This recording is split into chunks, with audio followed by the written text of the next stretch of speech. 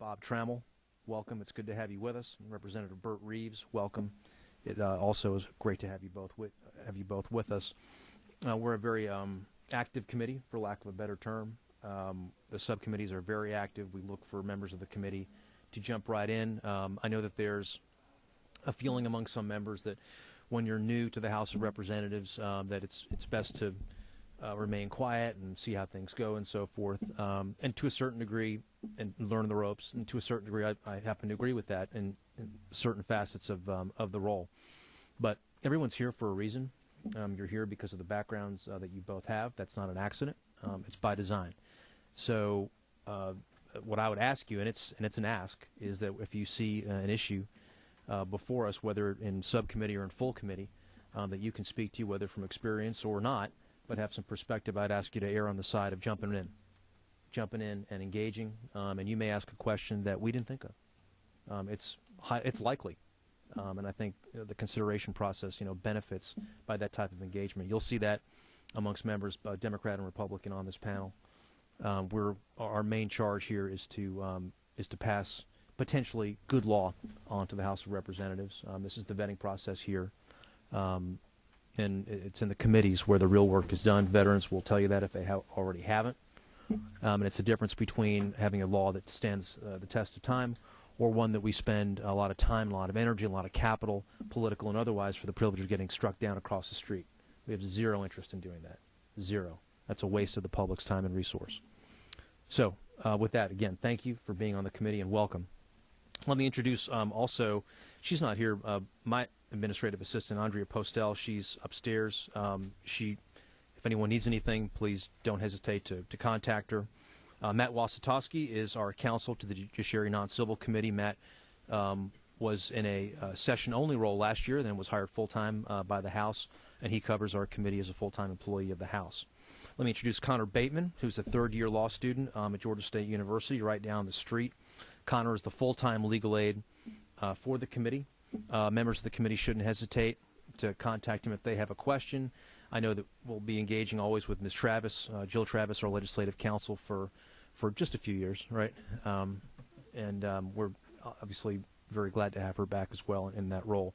But Connor is playing the role that Matt played last year, a third-year law student down at Georgia State, and he's a resource to the entire committee, not just to me, and so I would ask committee members not to hesitate to use him as a resource. I think he benefits by it in his experience, and the committee benefits by it in terms of the work product that we put out.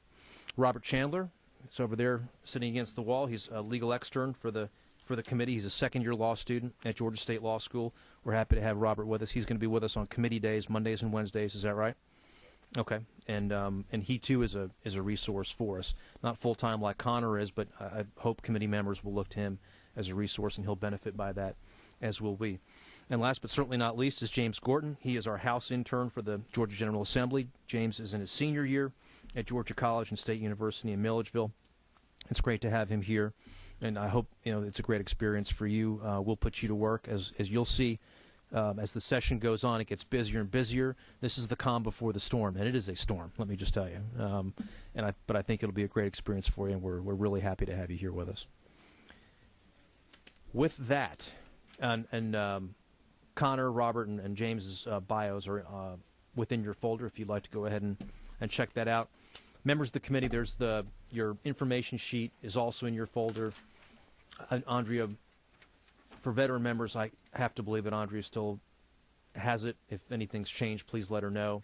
For Representatives Trammell and Reeves, if you can get that back to Andrea as soon as you can, we'd appreciate it. I also have a copy of the subcommittees. We have two subcommittees. One is Crimes Against Persons, Property, and Public Administration. The other is Crimes Against Children, Controlled Substances, and then a general category if a particular issue doesn't neatly fit within one of the two subcommittees jurisdiction. One is chaired by Vice Chairman B.J. Pack, Representative Pack from Gwinnett County, and the other is chaired by Chairman Ed Setzler from Cobb County, and you see the assignments that we've made there. If there's any issues with any of those subcommittees by any member, just please talk to me ahead of time. We tried to get as much balance as we humanly can in that process.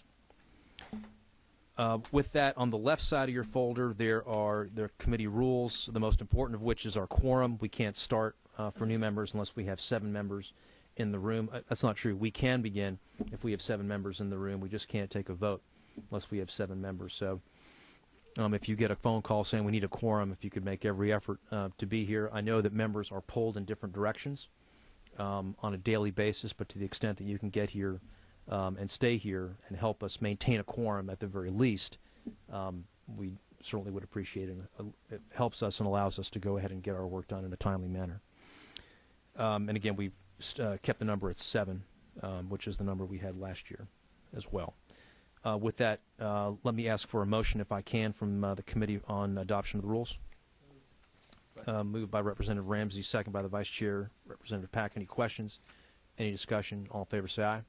Opposed? The ayes have it, and the motion's adopted. We have several bills that have been referred to the committee by the Speaker.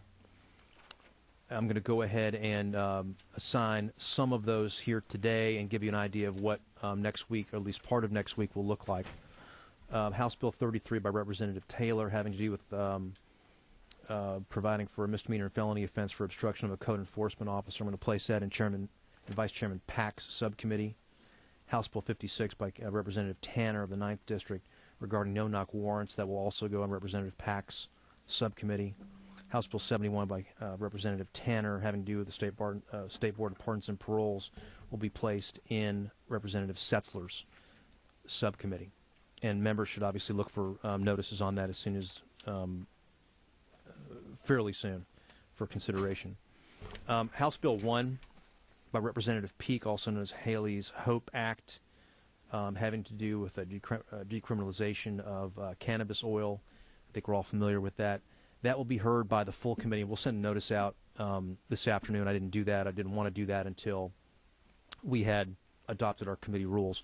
But we'll go ahead and have a hearing on that. It'll be a hearing only on Monday at our regular time, which is 1:30 to 3:30. And we'll see how that consideration of that bill and that testimony goes, and get some input and some feedback on potential changes or concerns or issues, and then we'll act accordingly after that. But on Monday, we'll have a hearing in full committee on HB 1 at 1:30. And again, that's hearing only. Hearing only. With that, any questions from the members? Seeing none, thank you for being here. We're adjourned.